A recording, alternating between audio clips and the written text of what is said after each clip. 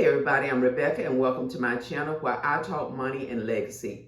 If you're interested in learning more about personal finance and growing your money exponentially, then go ahead and click that subscribe button and join the community. Thank you for joining me today. I want to share a story that I've been following for a couple of weeks now about a 70-year-old black woman, a retired school teacher who went to the bank to deposit $600 in an ATM and ended up stripped butt naked on the floor of a jail cell after the bank staff called the cops on her. Take a look at this news clip and I'll be back to talk about it. And I said, where is my money? I said, all I want is my money. Where is it? And a grandma recounting the moments she says she was arrested. She demanded to know where her $600 went after depositing it in an ATM. Well, tonight she has filed a lawsuit against Mid-Florida Credit Union. She says she was handcuffed, taken out of that bank by officers. Glad you're with us tonight. I'm Matt Austin. And I'm Lisa Bell. Linda Stevens says this all unfolded back in 2021 at a bank in Polk County. News 6 investigator Lewis Bolden was at today's press conference in downtown Orlando. And Lewis, she says her nose was fractured and she was roughed up while in custody. That's right, Lisa, she does. Stevens says she banked with the same credit union for nearly 50 years. They say all she wanted was the money she tried to deposit into her account. Instead of getting her money, she got arrested and thrown in jail. They say because she's black. Miss Stevens is a black grandmother who was a victim of banking while black. Civil rights attorney Benjamin Crump stands outside the Orange County Courthouse after filing a racial discrimination lawsuit on behalf of 70-year-old Linda Stevens. We have to fight racism and discrimination wherever it rears its ugly head. In April of 2021, Stevens says she deposited $600 into the ATM at Mid-Florida Credit Union in Bartow, Florida. The next morning, she says she checked her account and the money had not posted. The retired teacher and assistant principal in Polk County Schools says she immediately went to the bank with her receipt. She says she was told the ATM was broken. I waited all day and checking my account online. There was nothing in my account that indicated they had placed that money, credited my money to my account. The next day, Stevens says she went back to the bank demanding her money because she needed to pay her mortgage. According to the arrest report, Stevens caused a disturbance and the tellers called police, who ended up arresting her and taking her to jail. The grandmother says she spent the night in jail and the state attorney's office dropped the criminal charges. Mr. Crump, can you explain to people why you believe this is about race? If the allegations are true, why wouldn't this just be a terrible case of customer service? You know, Lewis, that's the one thing we always grapple with. Crump says Stevens' case mirrors others around the country. Every time on these cases, it turns out they say, we were wrong. We apologize to the black customer. That's why we believe that banking while black is real. And we don't believe Miss Linda Stevens would have had the police called on her if she were a white woman. While in custody, Stevens was thrown face first into a police car. Her nose was fractured and she was stripped naked and transported to the jail annex, according to the lawsuit. I was just traumatized. I was humiliated. I was dehumanized. All because I wanted my money. We started reaching out to Mid-Florida Credit Union this morning with telephone calls and emails. We are still waiting for a response. Lisa? Yes, this is a banking while black story, and the manner in which Mrs. Stevens was allegedly treated was totally uncalled for and inhumane. I do not believe that an elderly white woman would have been disgraced in this manner. Mrs. Stevens had been a customer at Mid-Florida Bank for 50 years. She alleges she deposited $600 in the ATM machine. It didn't show up in the bank account overnight, so the next day she went into the bank with her receipt, inquiring about why her deposit wasn't showing up in her account. The bank staff told her that the ATM was being worked on by a technician due to mechanical issues and advised her to check back in a few hours, which she did. The funds still had not shown up in her account, and she was again told, check back in 2 or 3 hours. The funds still did not show up in her account for the rest of the day, so she went to the bank the following day. They still were not able to tell her the status of her deposit. The bank called the ATM technician who serviced the machine and was told that he had found the missing $600. And by this time, Ms. Stevens had become upset and agitated as she pleaded with the staff to give her access to her money. Instead, they called the police. It was the first of the month, and she let them know, I need that $600 to pay my mortgage. And as you can imagine, this is nerve-wracking for an elderly woman, so I understand her frustration. And this was a difficult situation for her because her mortgage payment was due. And this was day 2 after her deposit, and was probably feeling that she was getting the runaround. And rather than seeing things from her perspective and posting the money to her account, the bank escalated the situation by calling the police on this stereotypical angry black woman. The ATM technician had verified that he found the money. All the bank had to do was post the money to her account and let her go on the way. But they wanted to punish her. 2 cops arrived and arrested her, claiming that this elderly black woman was a threat and endangerment in order to justify locking her up. The police said that they were told that Mrs. Stevens had a gun. She did not have a gun. She was handcuffed and placed in police custody and left inside a police car in 90-degree heat for 20 minutes. She also suffered a broken nose because of the rough treatment that she had received. She feared for her life. Now, I'm going to leave a link in the description box below for you to hear Ms. Stevens in her own words how brutal and disgusting she was treated during this entire process of being stripped naked and thrown in jail for over 24 hours. It is heartbreaking, y'all. And I don't think anyone could imagine their mother or grandmother being treated in such a despicable manner.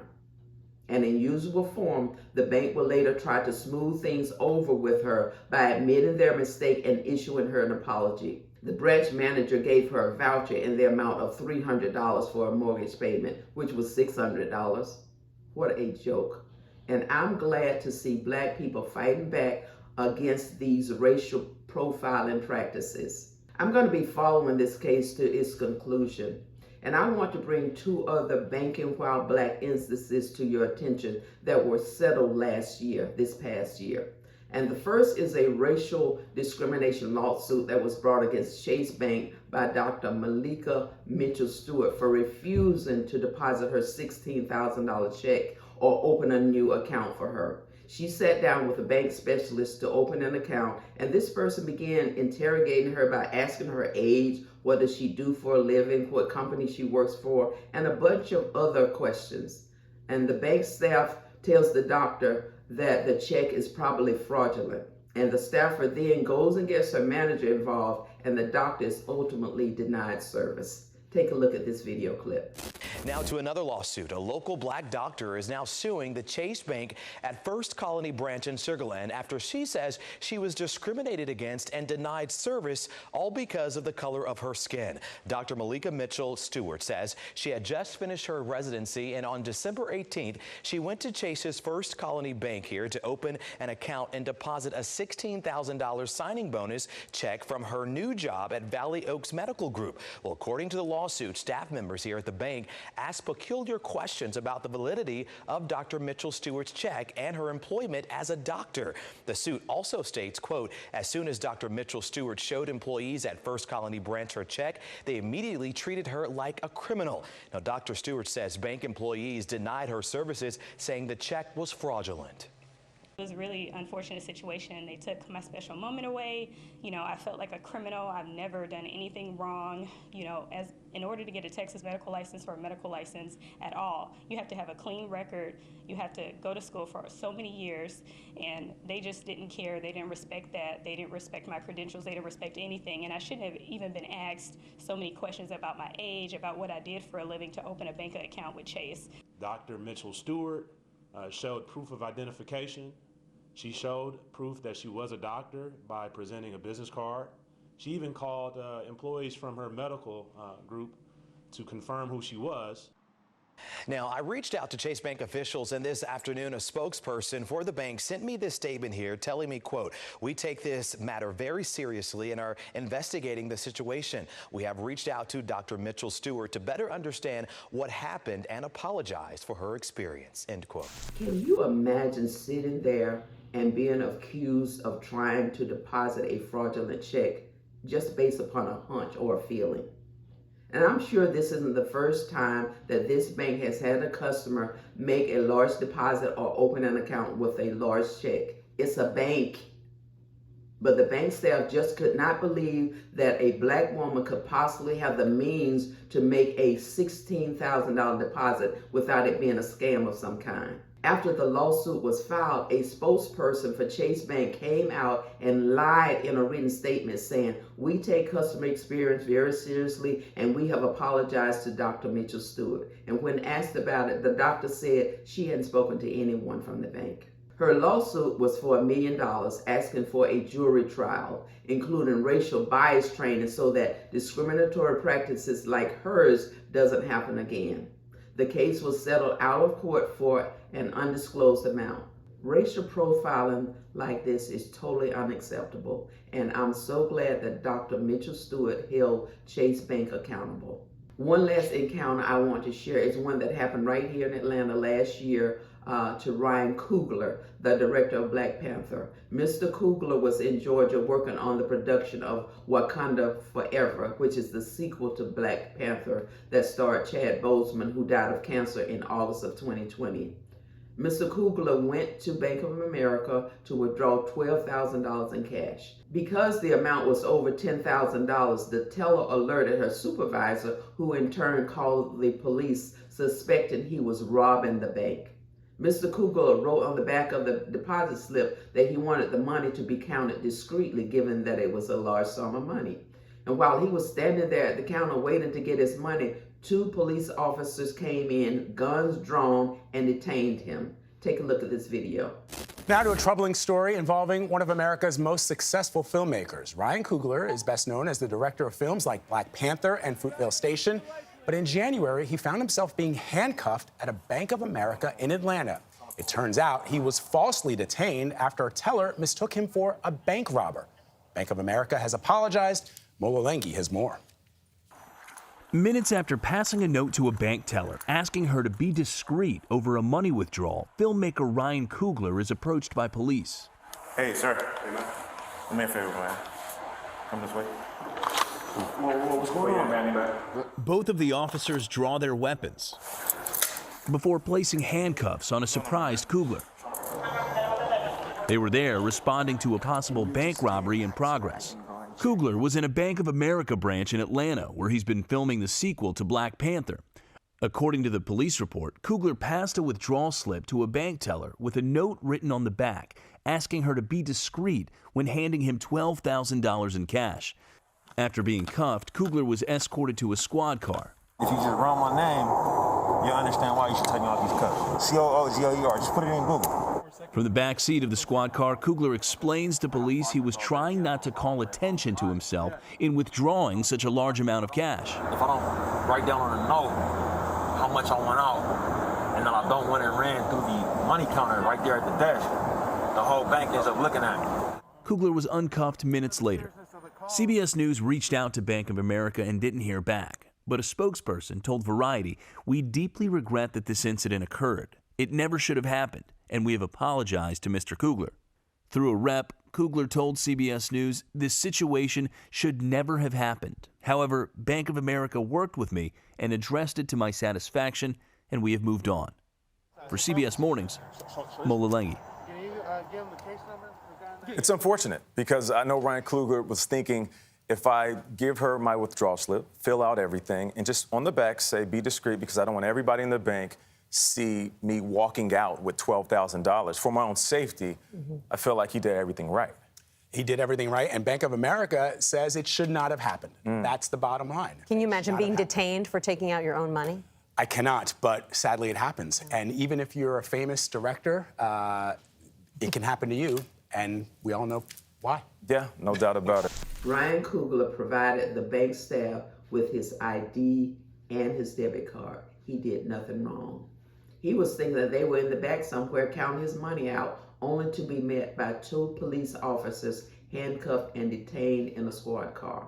His team later issued a statement to this effect: "This situation should never have happened. However, Bank of America worked with me and addressed it to my satisfaction, and we have moved on." Sounds like a settlement to me. This incident actually happened in January of 2022, but didn't get leaked out into the public until August of 2022, 2 months later. And Black people face these types of encounters with banks more than you know. Banks have a long history of racial profiling that's still going on to this very day. And if you, as a Black person, walk into a bank to do business, don't be shocked should you encounter these types of patterns and practices based on perceived stereotypes. And I'm going to follow the case of Mrs. Stevenson to find out the outcome of her case. If you find yourself humiliated, dehumanized, and traumatized for banking while Black, an apology is just not good enough. The banks need to be held accountable. Now that's going to wrap up what I have to share today. I hope you found this information of value. Thank you for staying until the end. If you enjoyed the video, please like, share, and subscribe to the channel. Leave your thoughts and comments below, and click that notification bell to receive an alert each time I upload a new video. Until the next time, take care and bye for now.